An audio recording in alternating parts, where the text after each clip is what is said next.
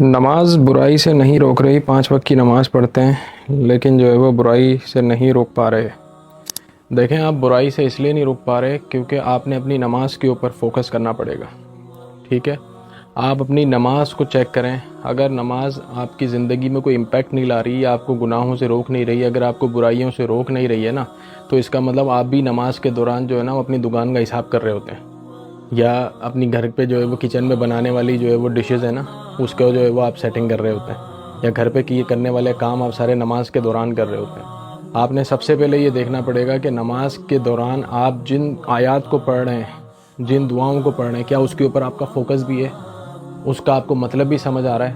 ہمارے یہاں نماز پڑھ رہے ہیں بہت سارے لوگ، لیکن طوطے کی طرح کچھ آیتوں کو، کچھ صورتوں کو جو ہے وہ رٹا ہوا ہے، ٹھیک ہے؟ اور جو دعائیں پڑھی جاتی ہیں نماز میں ان کو رٹا ہوا ہے، لیکن اس کا مطلب نہیں آتا۔ جب مطلب نہیں آتا تو ظاہر سی بات ہے وہ امپیکٹ بھی کریٹ نہیں کرتی۔